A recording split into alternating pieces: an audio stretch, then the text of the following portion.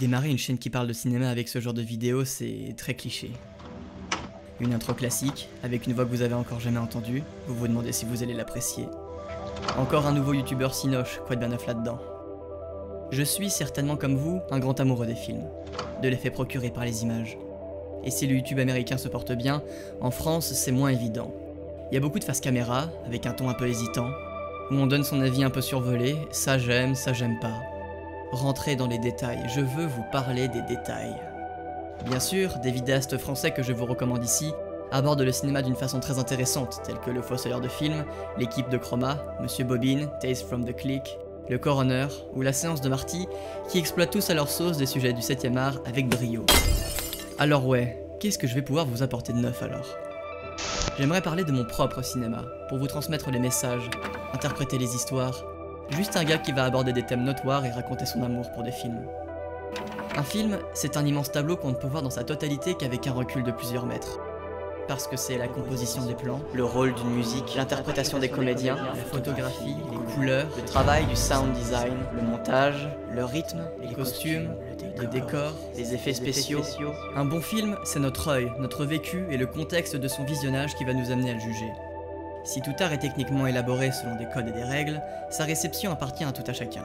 Je pense qu'il y a dans notre appréciation de tel ou tel film un prisme qui nous échappe, dans sa complexité, parce qu'il induit tout notre être. Les débats sans fin proviennent tous de ça, de notre capacité à juger. Ce qui est un gage de qualité pour un riche spectateur de 55 ans en France, n'est pas le même pour un ado qui peine à se payer des études aux États-Unis. L'éducation, la moralité, des données qui forment ce jugement sont à prendre en compte dans ce que l'on a tendance à clamer comme étant la toute objectivité. Accepter l'opinion des autres est important, mais sur une plateforme comme YouTube où on passe son temps à dire « cet avis n'engage que moi » et se dédouaner de toute retombée critique, on finit par proscrire tout avis définitif, concluant sous prétexte que la sacro-sainte subjectivité du propos n'aurait aucun impact sur les autres raisonnements du fait d'une invalidité. C'est vraiment un gros tas de merde. Selon eux, donner son avis sur un film n'engagerait que soi, et ces arguments n'auraient pas de droit critique puisque l'objectivité totale est insaisissable. Nous pensons une objectivité relative du cinéma via le système de valeurs de notre société promulgué dans un film. Un film seul ne permet pas d'être jugé, mais une comparaison avec d'autres permet d'établir le communément admis, et ainsi de définir ce qui est techniquement reconnu comme étant le cinéma.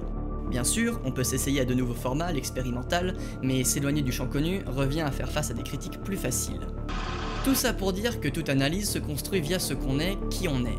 Jamais vous ne m'entendrez dire « c'est mon avis bien sûr », phrase qui est une insulte à votre intelligence et qui n'a pas sa place dans ce qui est forcément un point de vue. Toute œuvre est politique, donc si son message et son langage sont vérifiables par tous, son interprétation en revanche n'engagera que moi. Bien, il sera davantage question d'analyse, de thématisation que de simple review. Parce qu'aujourd'hui, tout le monde est un expert, donne son avis, mais très peu prend le temps d'alimenter son point de vue.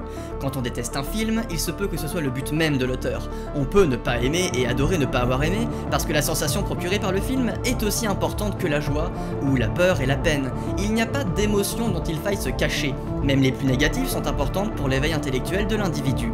Haïr un film, d'accord, mais il faut défendre cet avis en creusant pour comprendre pourquoi, en démontrant la malhonnêteté de certaines productions, en s'intéressant au sujet et penser une meilleure version. Lire entre les lignes. Et non pas juste balancer un « j'aime pas, mais t'as le droit d'aimer, hein, chacun son opinion ». Bien sûr que chaque avis importe autant que l'autre, mais ce n'est pas pour ça qu'il faut bannir tout affrontement intellectuel. La vie du spectateur est le fruit de son vécu, qui constitue une serrure unique à travers laquelle un œil discret peut se risquer. Il est même possible de consacrer des concepts complets à ce qui interpelle, et ce, sur un plan, sur une impression, sur une couleur, sur un mouvement.